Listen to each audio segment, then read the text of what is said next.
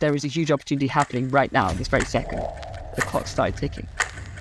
The plane has started moving and the runway is getting shorter. You have a window of high opportunity where the competition is significantly lower and the rewards are significantly higher because you are early.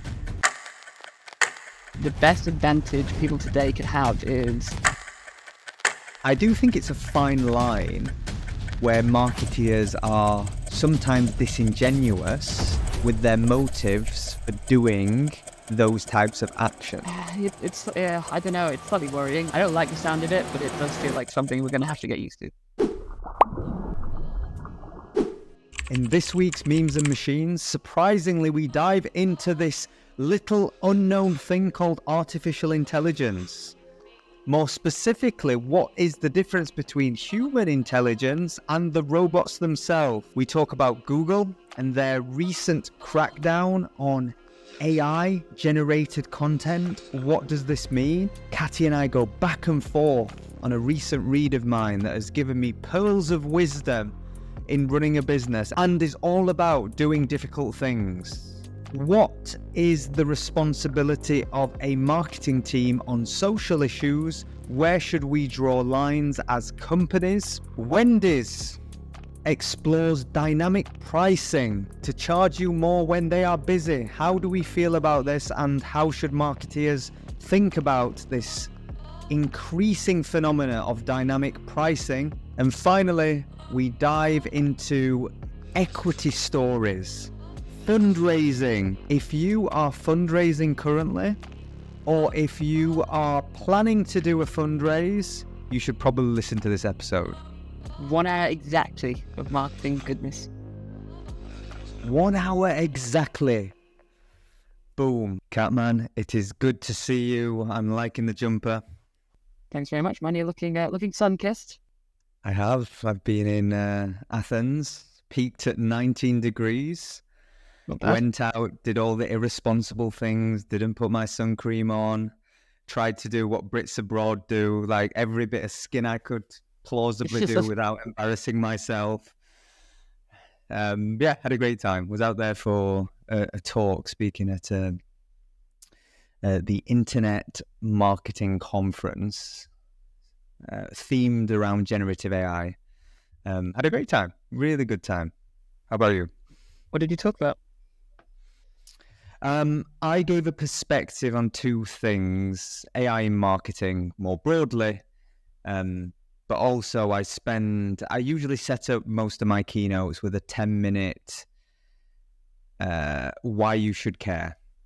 Yeah. I always think if anyone leaves any conference or keynote, if they leave with a really good why, for me, that's probably their money has been well spent. So I spend a fair bit of time framing, and it actually goes off on a tangent on everything not AI, because I think not marketing.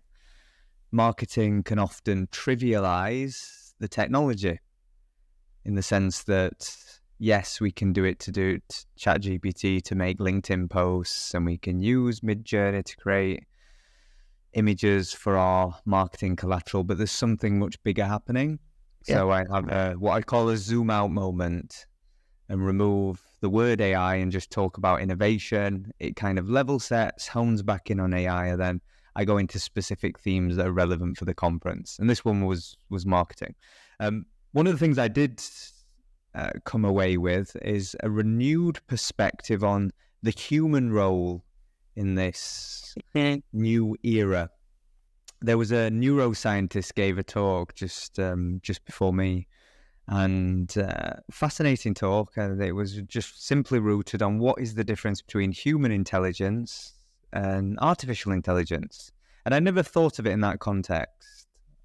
I know historically AI, probably the big difference between AI and human intelligence is that AI is narrow. It's intelligence in a very narrow form. Yeah. If you think I need to calculate something, or I need to produce some text, or I need to produce an image, it hasn't been multimodal. It hasn't been able to transcend language. Many differentials. It's, we're probably a fair bit away from what people there would be consensus around general intelligence. which is what you could argue humans have.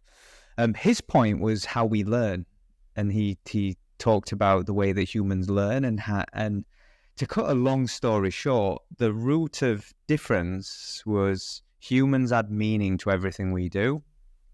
Artificial intelligence doesn't.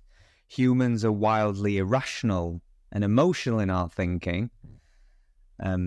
Artificial intelligence generally isn't.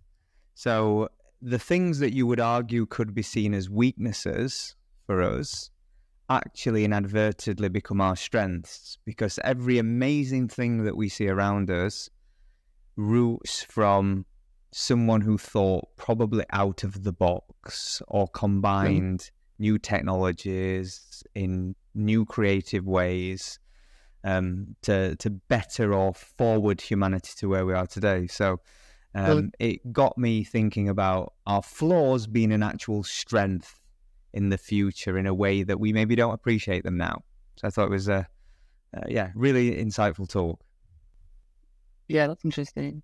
I was thinking a lot about this last week. Kind of similarly, I was thinking about like creativity and where, really great ideas come from. And I think generally the best ideas or the best like thinking comes from a place of, or usually, a state of boredom, or a state of, not doing anything or trying too hard. Like I've always found that. And the reason I was thinking about this, because I was thinking the best advantage like young people or people today could have is being comfortable being bored, because like we're so conditioned now. Like if you're having lunch or if you're walking somewhere, you have to have your mind busy, you have to listen to a podcast, you have to scroll on your phone or something. And if you're really comfortable just not doing that, right, sitting by yourself quietly having lunch, you actually have a massive advantage, because you let your mind wander and you have these like brilliant thoughts and brilliant ideas that kind of come out of nowhere. And I think that's touching on what he's saying there, which is, humans are so brilliant because we're allowed to play. We have our minds are allowed to wander, and we're not constantly trying to produce an output. Whereas a machine is, they're being programmed, they're being constantly trying to produce something. Whereas, our ingenuity comes from just playfulness and letting the mind go where it wants to go. Couldn't agree more. Rory Sutherland talks about this a lot. Right. This idea that the most creative people are usually the people that are waiting to get lucky. They're actually very frustrating to work with, because they don't put pen to paper immediately. They have to go think and go away, or just they're waiting for that moment where inspiration collides with knowledge or something they've learned, something they've read. And it came out actually, and I don't want to bastardize his work, but he was referencing the work of architects, and famously architects that kind of put pen to paper straight away are usually not the most inventive. The ones that go, they're maybe the most efficient, they're not the most inventive. And it's interesting as we think about creativity, what the definition of creativity probably might evolve a little bit in the future. We think of, the current definition of how we think about it. We tend to view it as originality, right? And actually, maybe we'll view it more as originality in the future, because one of the things that you could argue about AI currently is AI is simply trained on everything that has been, which means you will never get anything truly inventive. I don't necessarily agree with that, because I think the process in which you go through to get to something inventive can be recreated. I was reading actually, it was an article that said 10 users of AI in PR, and it was referencing agency professionals of how they're embedding AI in workflow. And someone from a media agency said they use it to eradicate bad ideas. So, we often talk about, you may use it as a thought starter. I'm selling coconuts for this brand and I want to do X and I'm doing a campaign on this day. Can you give me some ideas?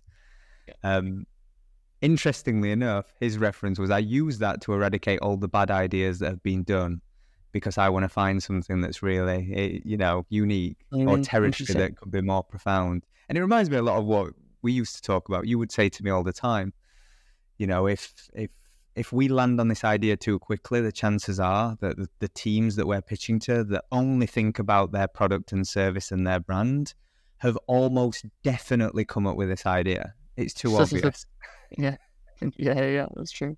It's way too obvious. And I think about when we were working closely together as well.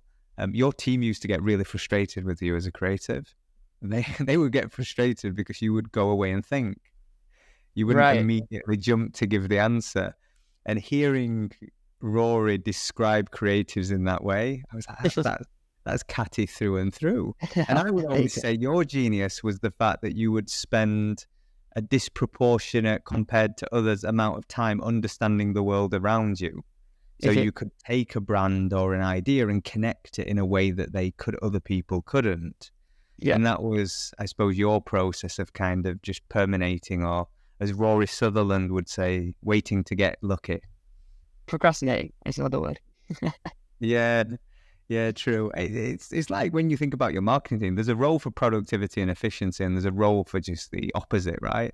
Yeah. And that's what makes a great team. Yeah, I've actually struggled with that balance moving into a tech startup where, especially in an engineering-led company, everything is high pace, high output. We've got to produce as much as possible, have as many shots at goal, because in the startup, that's what you need. Coming from a background in a creative agency where you've got a couple of weeks deadline, you do have a day or two where you're not rushing to get the thing done. And so I had to balance that now between, like, there are times where I step back and say, we're too productive. We're actually we're working too well because we're not being original enough. So, like, when we're like firing out content, we're like doing great things. Sometimes I look at it and say it's actually starting to feel a bit stale because we've not procrastinated on a few ideas, or we've not slowed down to think from a fresh perspective. So I think that's the role of the creative leader. It's their role to slow down and try and think of the 10 steps ahead of everyone else. But it's a hard balance in a fast-growing startup to get that right. I love that. The role of a creative leader is to slow everything down. I'd like to see you sell that to the CEO and the CFO. But I agree with it. I think it's beautifully said. It's hard to slow it down, but I find myself like getting my team a load of work, like the stuff that we have to do in front of us. And then I sometimes think, right, my job today is to give them work in 3 weeks' time, right? Like, what is the thing that they're going to be doing in 3 weeks' time? And so I need to slow down. Like, Potter is what I call it. If you have that team where I'm kind of like reading stuff, and I'm just like looking at our content and I'm like looking at our engagement figures, not actually really doing much, but I'm just like letting my mind kind of wander, and then I'll decide like what is the high impact thing that comes out of that. But yeah, I think that's what creators should always find time to do. So if you're in an organization and you want to find space, you know how I would sell this vision? I would go in with a business case that said, one ad can change our entire business, which is the truth, right? That one ad, that one piece of content, that one storyline that you land, that one product development, you are always one thing away from like a completely new trajectory. Yep. And if to obtain that one thing, you have to, as you say, potter or slow things down or venture into the unknown, I think there's real value in doing that. And actually, it's one of the debates I'm hearing a lot. I do a lot of Q&As around these keynotes in AI, and a lot of the questioning is ultimate productivity and ultimate personalization really a good thing? And it's not a direct binary yes or no answer. I think in many cases, ultimate productivity to achieve more in less time is a great thing. But equally, it can lead us all just to pursuing the wrong things. It can lead to just like masses of mediocrity in the world. And actually, to truly stand out and compete with the robots that can do mediocre, faster, better, cheaper than any of us, we probably have to take that philosophy of leaning into those human qualities, the irrational thinking, the unusual pairings.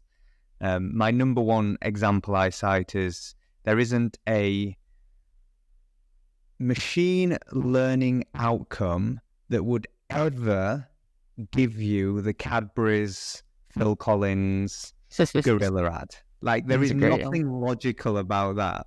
There is nothing like particularly rooted in insight or it's completely irrational, but it was just magic and worked in every sense of the word, and kind of captured people and became iconic. And the point I'd probably just add on hyper personalization is, I do think we move into dangerous territory when ad platforms themselves are creating completely optimized generative ads in real time based on my unique wants, needs, and desires, because we lose those things that bind us together. One of the things why I heard a lot of people talking about the Dune movie, Dune 2, and I'm not a big fan of the books or anything of that nature, but I got caught up, went to the film, loved it, like the first one, so those big moments that bind us, they're important in marketing, and I do worry that we may lose some of that. And if anything, that's probably an opportunity, right, for people in the room. You play two games. You play the hygiene, how do we keep the lights on as efficiently and cost effectively as possible, but then how do we create space to slow things down and do wild, unusual things? I like that. Mm-hmm. Dude, I am going to say one more thing on generative or on AI just while we're on the topic, because I read Google have cracked down on blogs and content on websites that is created by AI. And the first thing I thought was, how are they doing that? Because it's not really obvious all the time. You layer a smart prompt with the right types of references, and I think it'd be quite hard to distinguish what's AI generated and what's not. However, it did remind me how short-lived opportunity is. If you are waiting for all your competitors, and if you are waiting for the perfect answer and you're waiting for everything to be validated, you'll generally miss out on every outlier opportunity that exists. And we saw this in social media. First mover advantage is a well-known phenomena, a well-known term. I think in marketing, we have to have early mover advantage. And that can be anything as trivial as CPMs on a platform are particularly low 1 month because attention's in another place, all the way through to like a new technological revolution like Gen AI that allowed you to transform your website for a period of time, and suddenly the blockers come up. How do you think about this as a marketeer, this leaning into new opportunities, and is that more a cultural thing you should foster in a marketing team as opposed to, I suppose, a tactical? Yeah, it's a good topic because we're experiencing it right now as a team. Couldn't go the episode without mentioning it, but obviously Farcaster is a big. I'm not going to talk about the platform, but if you're a crypto company like us, there is a huge opportunity happening right now in this very second, right? Like, this is a new channel that has sprung up in the last 6 months, and whenever there's a new channel, you have a window of high opportunity where the competition is significantly lower and the rewards are significantly higher because you are early. There is no algorithm, really. There are no ads. And there are these 100x growth opportunities to find. And I could take my team and spend a week working with them on Twitter content, let's say, and the output, the result for the company would be plus 5%, maybe, plus 2%. These kind of small marginal gains, which we need to do. But then when you have a channel like Farcaster, which is new, you have a new audience, you have a concentration of new people that haven't seen your stuff, the opportunity is 100% growth on the company. And so you have to get really comfortable as a marketer taking your team and saying, at the start of the year, we've laid out this very clear strategy. This is what we're going to do. This is going to work on. And then one week you come in and say, everybody forget that. We're now going to focus on this. And you have to have a team who are comfortable doing that. You have to have a team who are used to, like you said, leading into these new opportunities, because you really do have windows. Now, what I will say is that there is, like we were speaking about earlier, you don't want to go in recklessly and just kind of try anything, throw shit at the wall. I think there's a lot of value in being strategic, but then executing very quickly and then seeing what the results are like. But yeah, I think I've always admired teams that, and I think because we, with Social Chain, we came up in the real social media growth era where, Instagram experienced its moment, Twitter experienced its moment, Facebook. We saw these platforms mature. So we had Facebook Live would launch, then Instagram Live would launch, then Snapchat was around. We were constantly, 4 or 5 times a year, I'd say, our whole company strategy would swing towards these surface areas. Yeah. TikTok comes up, right? Let's go big on TikTok. And we got really good at leaning into these areas and then abandoning them if they don't work, which is fine. But I think that kind of culture was embedded into everybody at the company. And you just have to be good at spotting these things, and you have to be very close to the ground, and you have your ear to the ground and see, where the opportunities lie. But yeah, leaning heavily into these new surface areas is always going to, I think, give you more of an outcome than your existing strategies, if you get it right. They say culture eats strategy for breakfast. On Farcaster, I saw Brian Armstrong, and for anyone that is aware, he's the founder, CEO of Coinbase, one of the biggest voices in Web3 and crypto. And I saw him give a very complimentary plug to Farcaster talking. And this gives you context of where that app is on its journey. He had 15,000 followers on Farcaster. Yeah. One of the biggest voices in the world, if not the biggest, in one of the most credible, mature companies in the business. And he was talking about, I think it was someone was selling Girl Scout cookies just through, it might have been Girl Scout. Yeah, within. Yeah, I actually talked about it on the show a few weeks ago. It's within the actual post. Yeah. So you can build apps within the posts. Yeah.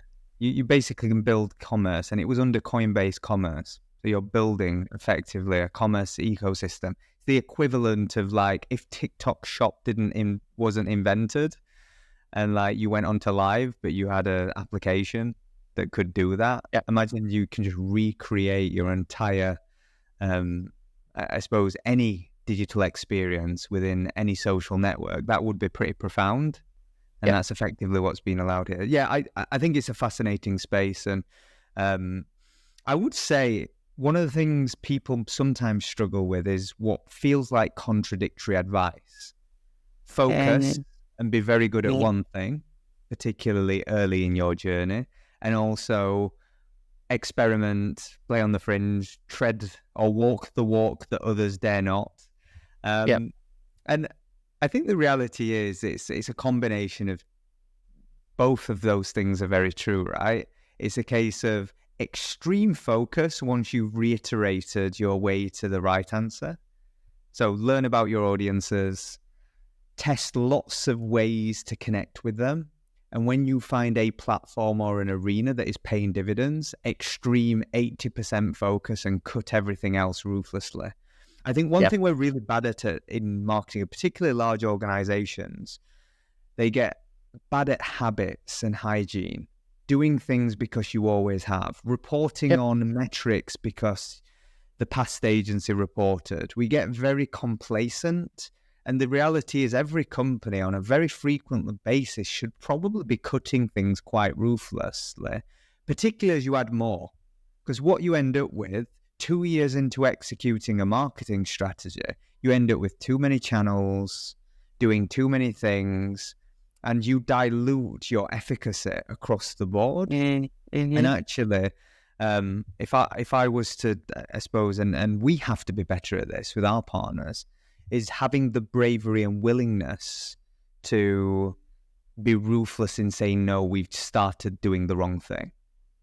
particularly as an agency, it's hard for us to have a conversation with a client. Imagine you spend a lot of time building out a strategy. You've deployed a ton of resource and energy into doing that. You start seeing that. As an agency partner, then it's quite difficult to go, yeah, forget that. Let's do something else. I think internally you have the authority sometimes. I'm reading a book actually at the minute recommended by our mutual friend Jason Hitchcock. It's called The Hard Thing About Hard Things by Ben Horowitz. And it's a very American book. And as a Brit who's lived in America, you know exactly what I mean when I say that. A little direct, a little brash. But the premise of the book is to speak in a very honest way about the realities of building a business and all the many difficult things you are about to go do. You're going to have to sack one of your friends. You're going to have to make redundancies. You're going to have to own up to big mistakes you make. You're going to have to find money when money isn't in the bank. Like, just think of any possible thing that you have to do and when you embark on any business pursuit. And one of the things that and there's a lot of wisdom in that. I'm halfway through, so I can't give the full commentary. But one of the things that I suppose I took away from the book was this idea of being a little more ruthless as an executor, being very empathetic and valuing things in the right order. People first, product second, profit last. Like, do things in the right order, because if you value the people, the product will probably be great. If you've got a great product, you'll make the profit. You know, so doing things in the right order, but ultimately being ruthless around having difficult conversations. And how I've internalized that in our business, I think we have to have more difficult conversations with our clients. Not just see them as we're this outside voice. I think if we can build the credibility to go and continually have difficult conversations, or even like KPI our teams, and I'm thinking out loud now, but what if we married up all the difficult conversations that we had?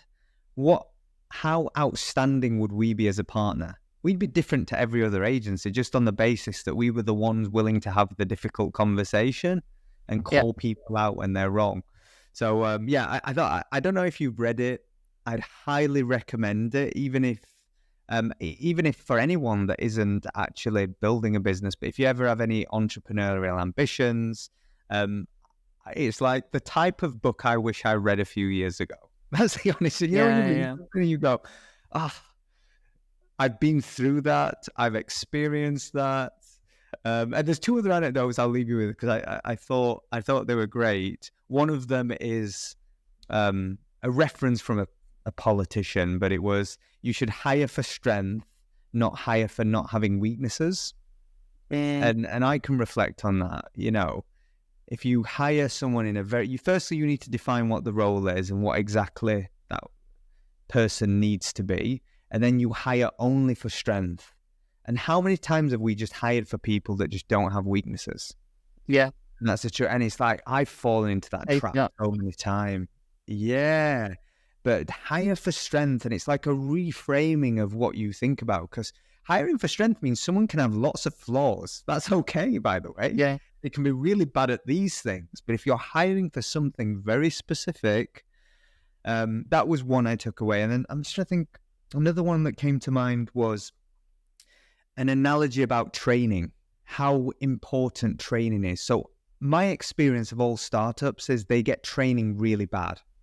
It's like, in a startup, you will never find time to do things that are optional. So like, training should not be optional, because if you think your biggest levers for great outcomes are hiring better people or training the people you have to be better, and define whatever better is in the context of whatever it is you do, we put zero respect on training or effort. And like, he gave the contrast of, you go work an entry-level job at McDonald's and you'll be trained really well for 2 weeks. So what we deem as a low-skilled job, we will go through rigorous model training programs, And for some reason, in highly complex jobs, we just assume people know the answers and know the philosophy and culture. And it was a bit of a light bulb moment for me. And then his view was it's really the CEO's job to do a version of that training. He said he called it the expectation training. If you're going to train one thing, it's the expectations of the company. Yeah. And then, like, obviously you're bringing in experts to speak in their domains on different things, but the framework of training. So yeah, there's like 30% of the book that I read and go, that's just so aggressive, Silicon Valley, like classic Wall Streety type dog eat dog capitalism at its finest. But 70% of it, I go, fuck, I just wish I read that a few years ago. Really good. Yeah, I think what really resonates is kind of going back to what you're saying about this kind of like, you know, box ticking mentality that sets in a lot of teams. And I think this is more probably prevalent in the agency space. And it's something I've learned since coming over to, like, you know, being brand side and running a team without an agency, is that you are able to, you know, try things. Like an example I think is we had people down our neck saying you need to have a YouTube short strategy. You should be doing YouTube shorts. And so we trialed it for about 2-3 months, rolled out YouTube shorts. We weren't really seeing any meaningful traction. We tried a few different content formats. We weren't seeing any kind of increase in traffic to the site. And so, you know, we killed it. And I kind of thought to myself, if we, you know, that's the kind of thing that if you're with an agency or you're in a team that get complacent, you're doing that for like 3 years. Someone's responsible for churning out YouTube shorts. You have an editor who sits there and he does these YouTube shorts, and nobody stops to actually look at the impact it has on the business, right? And the next thing you know, why are we still, you know, we've been doing this for 3 years and it's not actually giving us any return.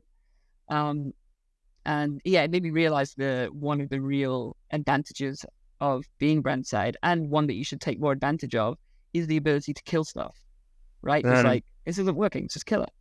And that's okay. And you shouldn't have to feel like you need to be everywhere and you need to be doing everything just because it's there, right? Just because the opportunity exists. So yeah, I think complacency is a killer for a lot of marketing teams. And if you have no layers of approval above you, then you should take advantage of that more and just really be comfortable with focusing your team more. How do you run your status meetings? So like your weekly status for your team, how do you run those? What are you focusing on? So three, and this is kind of, we really kind of formalized this properly more recently, but 3 meetings out of the month is the status meeting is very kind of tactical. We call it the A+ meeting. And so each person in the team, so I spend the first 10 minutes going through our data always. And so I will look at the traffic that we've driven to the site this week. I will, usually look for some new or interesting insight from our data.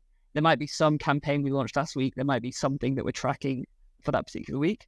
But in general, the reason we do that is because data should be at the forefront of everybody's mind on the team. Like, everybody should feel attached to the data of the company. And we have a very clear number that we're trying to move, right? And that might change throughout the year, but generally it's top of the funnel site traffic. And the whole team should feel that. The whole team should feel the pain when that number doesn't move. They should feel the accomplishment when it does move. And so it's really important at the start of every meeting is, this is our scoreboard. This is how we're doing. Because, it's a bit of a cliche, but, what you measure, what is it? What? You move what measures. You move what you measure or something, right? Self-fulfilling, right? Self-fulfilling. Exactly. And if you, whatever you look at, there's the numbers you'll generally move. So that's how the meeting starts. And then everybody goes around and says, like, what is the one thing they need to accomplish this week? The A+. Yeah. Because it's what happens usually in these meetings is it ends up being like a laundry list of, like a to-do list that people go through. Yeah. And it's actually not very helpful. And we don't really need to know when everybody's spending time on that week. So we do an A+. And this is the number one thing I have to do. We stole that from the engineering team. They do a really nice job of that. But then once a month, we will also do like a longer session where the way we have our team set up is that each kind of person owns a surface area. So we're all responsible for being a generalist marketer. We're all responsible for being creative, trying new things, but each person also has their surface area. So mine is like our Twitter and LinkedIn. I'm responsible for making sure Twitter and LinkedIn runs. Somebody else is responsible for all of our blog and all of our SEO and our email. Somebody else is responsible for our YouTube, making sure our YouTube channel runs.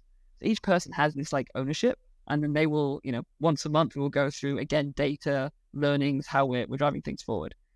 So it's always been really important that each surface area has an owner, because then it has somebody to drive that thing forward and make sure it happens, right? Rather than this kind of distributed ownership that usually means that nobody's really, making sure that thing happens. I really like that. I really like that. I ask because a pet hate of mine is every meeting falling into a status. It becomes an obligation, and I just generally believe people don't get value from them. In a way, it becomes something that you do. Interesting. One of the questions that is top of mind, so I sound like you with Farcaster, but in the book it talks about status meetings, and one of the things that they included within theirs was, what are we not doing? Just a theme. You talked about like the A+. What's the A+ problem? What's the number one thing I'm focused on? Interestingly, I think there's the converse end of that. Like, what are we not doing that maybe we could? And if you're trying to if you're either competing in a very competitive market or you're trying to be at the forefront of your industry, that's probably a very important question that is seldomly asked in organizations. What are we not doing that we probably should? And if you get every team to just include that as a byproduct, it's kind of like a nice layer to ensure that you are forward thinking as an organization. I really like those three layers, actually. What you do around what's the unique insight or the intelligence that's going to inform this conversation? What do we need to, we learn something. As a collective, we learn something. Then we say, what are we prioritizing? I think you have to be, and that's kind of, I suppose, the status element, but it's quite narrow.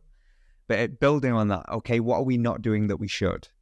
And that may lead you into a completely new field or territory. And the businesses referenced in the book originally was a cloud business. Ben Horowitz then became a SaaS business. So it is very product engineering in terms of philosophy. So it's not too dissimilar. But I do think marketing teams and agencies could learn a lot from product teams, and vice versa, conversely, right? I think that there's a lot of merit in the way we do things in an agency that's maybe a bit more slower, free-forming, maybe a bit of dead space that can also be quite helpful, right? Exactly. Dude, today, although when this episode released, it is Mother's Day in the UK.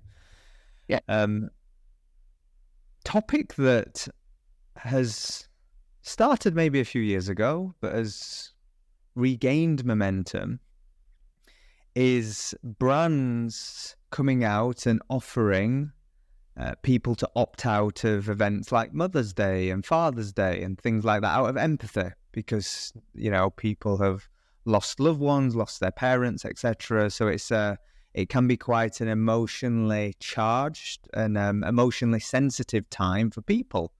So I remember a few years ago, a brand came out and offered that, and it was revered in public and amongst marketing circles as the right thing to do, and what a shining light of a great empathetic brand. And since then, we see more and more companies follow suit. And I think if you put a really good example into the world and the world follows suit, I think that's wonderful. When we talk about impact of work, yes, in marketing, we try and sell more stuff. But it is really nice when you do something or have a creative idea that ends up influencing others to be better and do nice things. So in principle, I think it's a great thing when the industry does thoughtful gestures. However, I do think it's a fine line where marketeers are sometimes disingenuous with their motives for doing those types of actions. And I'm sure most people are doing it in a sincere way, but you see it time and time again, this kind of virtue signaling. We don't actually believe this. It's not part of our core values, etc., but we're going to do it because the world demands we probably should.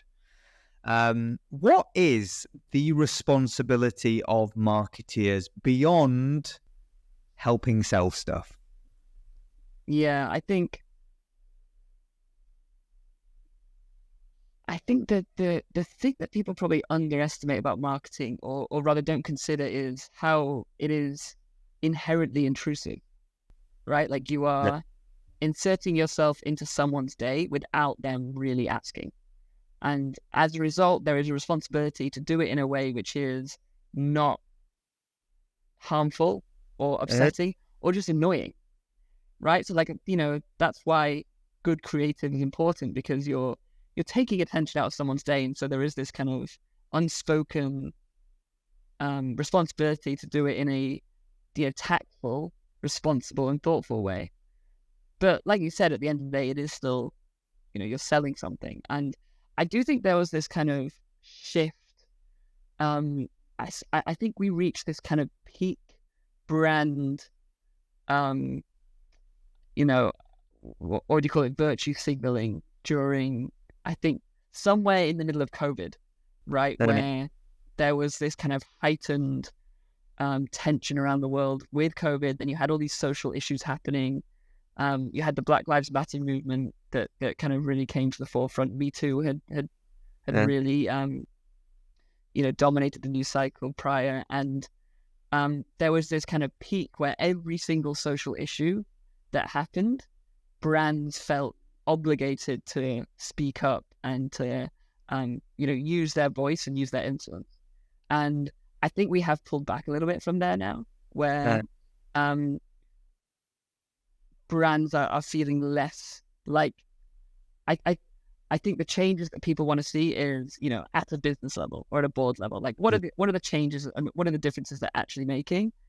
From a marketing perspective, I think we reached a point where people began to distrust that kind of that movement. And I think Pride is a good example, right? Where every single month, during Pride Month now, brands used to always change their, company profile picture to incorporate the rainbow flag. And the community, the Pride community, now actively reject when brands do that, because it is seen as an act of virtue signaling. And it's almost like a joke. Like, Pride Month, here come the brand rainbows. And so brands have actually stopped doing that now. And I think they recognize that it is just purely, virtue signaling. There's no real merit. They're not contributing to the conversation. They are riding a social issue for, brand equity. And it is no longer, really seen as an accepting sign from the communities that it's meant to benefit. So I think we're pulling back from that, and we're now in the era of marketing. It isn't really a function of marketing. I don't think it is marketing's responsibility to be the voice of the company for social issues. It's the company itself. What are the executives doing? What are they actually doing at a board level? And, if you're doing it for a PR release, then you should probably think about what your intentions are. You should just make the changes and do the work to better align yourself with, what are the social issues you're trying to promote. Yeah, I agree. You raise some really good points around marketing is often interrupting people. So the responsibility of a marketeer is to do that in a compassionate, entertaining, value-driven way, right?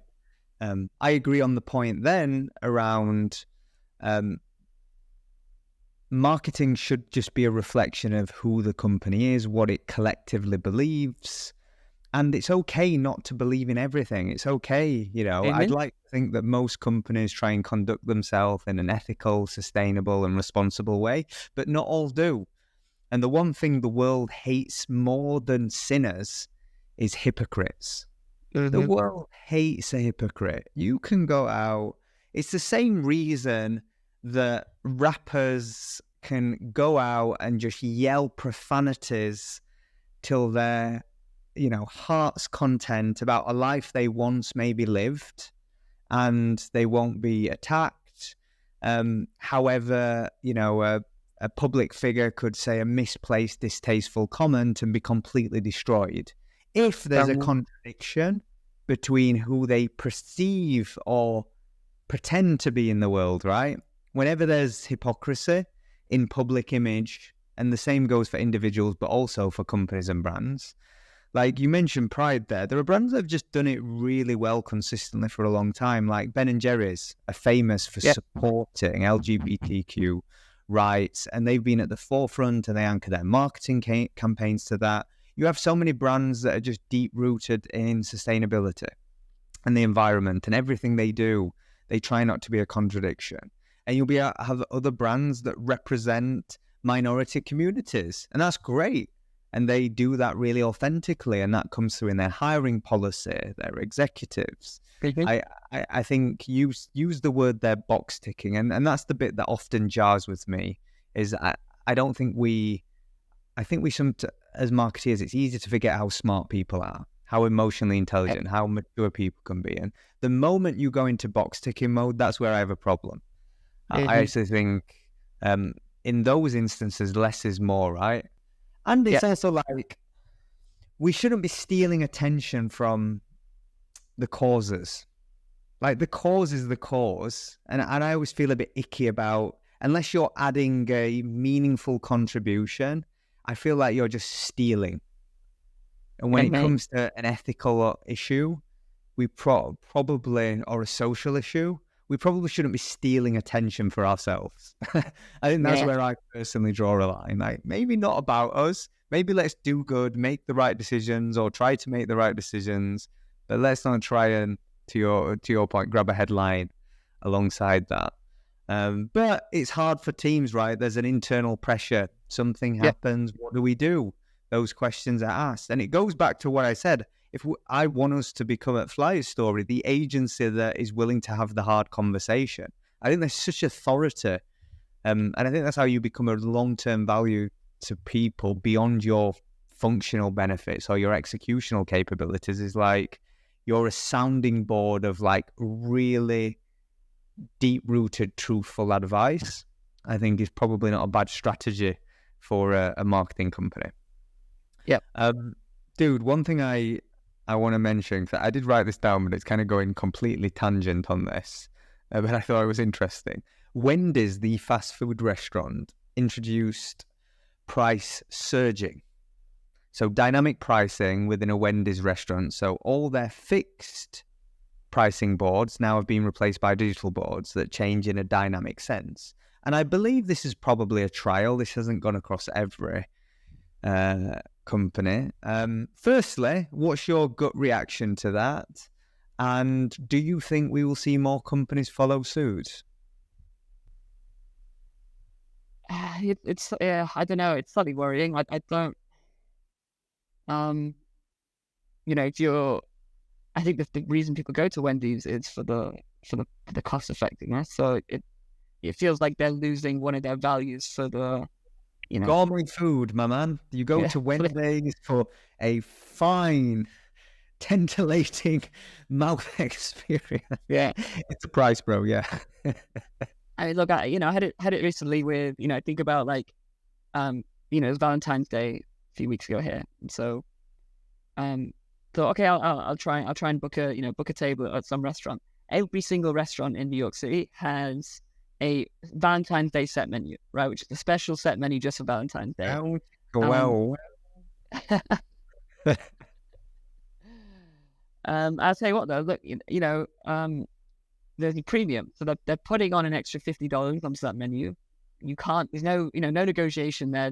It's a set menu. You have to choose these items, but it's because they did probably the busiest dining day of the year, right? And everyone pays it, and so it's one of those things where it's a behavior we're becoming used to. We're used to it with Uber. We're used to it with getting our food delivered. If it's raining outside, if it's a super busy moment, you kind of pay the extra few dollars. So once you start to let that behavior creep in other areas of your life, it's very likely that when you're, hungover at a Wendy's and you just want that burger, you're not going to walk out the store because they've added extra 20 cents onto your price at the end. So I don't like the sound of it, but it does feel like something we're going to have to get used to. Love should not be bound by that extra $50, Cam. Exactly. Let's see the romantic side of you. No, yeah, my girlfriend, she doesn't listen to it. It's fine. No, man, I couldn't agree more. I don't like the idea of dynamic pricing more broadly. I think it can be quite exploitative. But from a business, I understand why an operator would do that. I would argue, I always think there is a counterforce to every action. There is an opposite. And in a world where probably more companies will enter dynamic pricing into how they service their products and services, which makes sense. There's additional costs to like upskilling temporary staff, the overtime that staff may need to work. So it's just a pass-through cost. So it makes all the sense in the world. It's logical, but I think if your value proposition is value, I think the counterforce in this world will be people that hold very traditional values. Where things get more complex, we will want simplicity. Where someone gives you too much choice, you just want like less choice.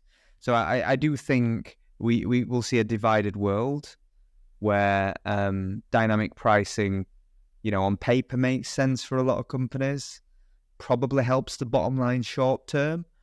Maybe there's a brand cost. And that's something that teams seldomly think about, is negative impact of decisions. We will measure reach. We will measure, a sale. We don't measure things we do that piss people off, that automated email that wasn't segmented correctly and wound people up. We very seldomly do that. And I actually think for us to build better businesses, products and services, we have to start placing a cost on bad decisions. And maybe dynamic pricing could prove to be bad for Wendy's, or maybe not, because some smart CTO or some CFO has basically modeled that they're going to make a ton more cash as a consequence of dynamic pricing. Like, probably the case, right? 15p, do you even care? Do you even notice it? Yeah, who knows? Dude, let's conclude with one thing. I wrote one note down: fundraising in marketing. I think it's a really interesting topic. You've been through a significant fundraise. You did a Series A as a company, would have done some seed.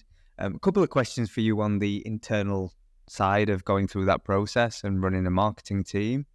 How should marketing teams behave during a fundraise? Because there will be a new business priority. And anyone who's been part of a company that's raised capital, which most people will have at some point in their journey, they realize that everything that was a priority before is no longer a priority, and this one thing domineers. So how do you respond to that when maybe all your efforts, or there's an internal pressure to I suppose, deliver and focus your energy on this important milestone? Yeah, I think it depends, obviously, which, what your fundraise is. So, like, I've been seed in Series A, and they tend to be the fundraisers which are a bit more speculative. So you don't really have, revenue figures. You're kind of selling the dream at that stage. And so, our focus was just make as much noise as possible, right? Those are the moments that the world really needs to feel your existence. And so I think about these like concentrated times of like high velocity, high impact reach and marketing. And I think that will, if you can inflate the valuation of the company, $5 million, $10 million, just by making a lot of noise, and I think that's the best outcome you as a team can really, really give. But obviously, like, I think the important thing we drilled home when we were fundraising is that it should really not be talked about much internally. It shouldn't be a distraction for anybody.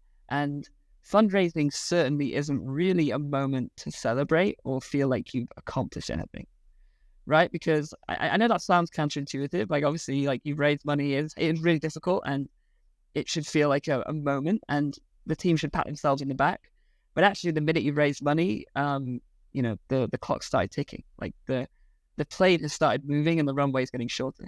And so it's actually a time to really turn on the focus, right? And, level up and 10x what you're doing. But I think it's the team should feel protected from those conversations. And actually, it shouldn't really feel relevant. Nothing really changes. But yeah, I would say the responsibility of a marketing team, in my mind, for fundraising is just make loads of noise. Like, really, because investors are browsing Twitter, they're seeing stuff that's going on, it's going to make them a little bit more likely, 5% more likely to invest.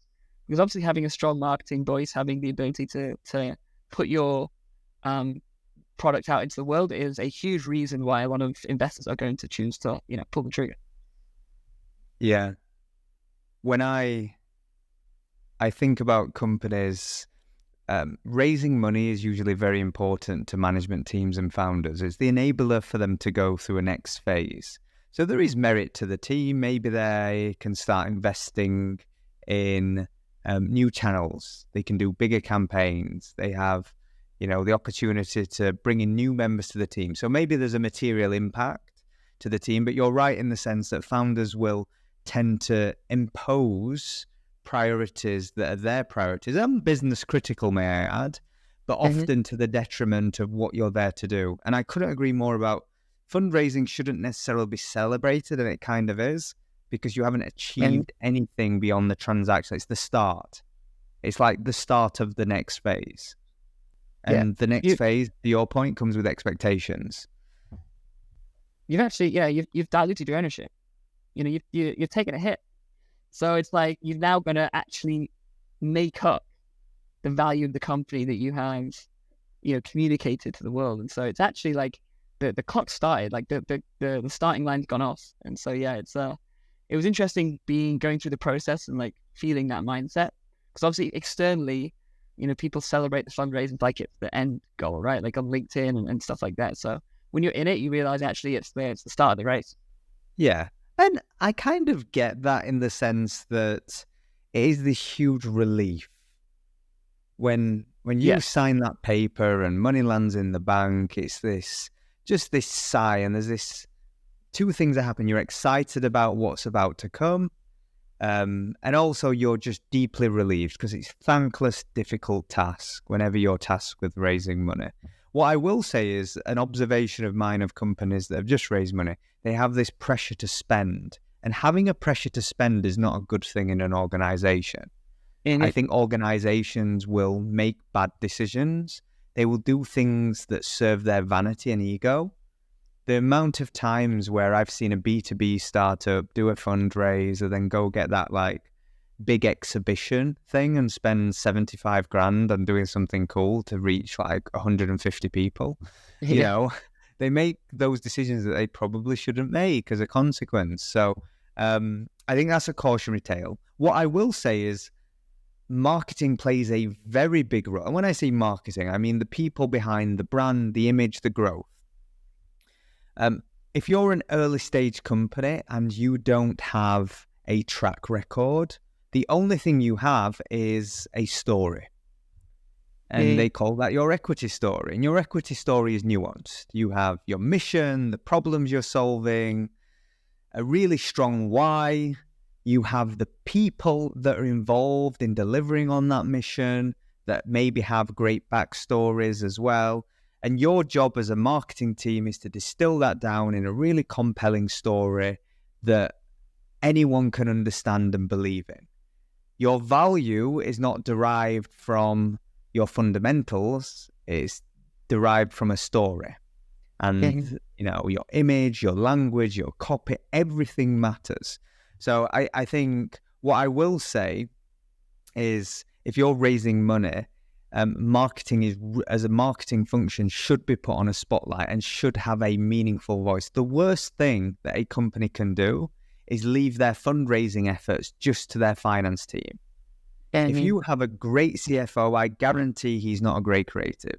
He or she, should I say? Sorry, we have an amazing CFO, isn't he? But whoever your CFO is likely not to be very creative, and probably shouldn't be when they deal in absolutes and facts and all of those things. But they will have an important role to play in your financial story and putting it under scrutiny. But fundamentally, your equity story should be a founder-led or a marketing initiative.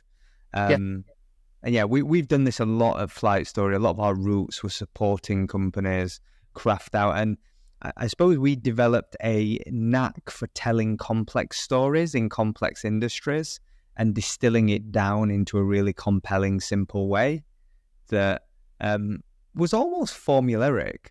You know, telling a good story, there's a beginning, there's a middle, and there's an end. In the context of a company story, there's a problem that you're solving.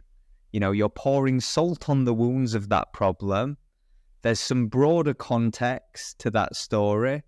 And then there's like who you are and what you're going to do about it that manifests in a mission. It's kind of the same for everybody, right?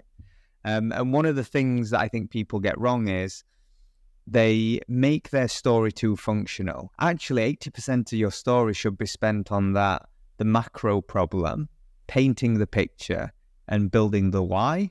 And then what you do in 2 years' time is likely to be wildly different to what you are doing today.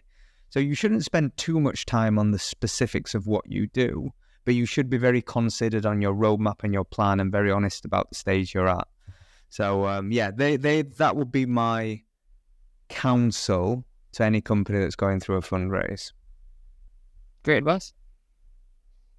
My man, we'd landed bang on 1 hour. I don't think we've ever done a 1 hour episode on the dot. It's always been 1 and 5. It's always been 40 minutes. So I am going to ramble for 36 seconds and I'm joking. It's been good chatting, dude. I'll leave you to your Sunday. Have an amazing week ahead and we'll chat soon. See you soon, mate.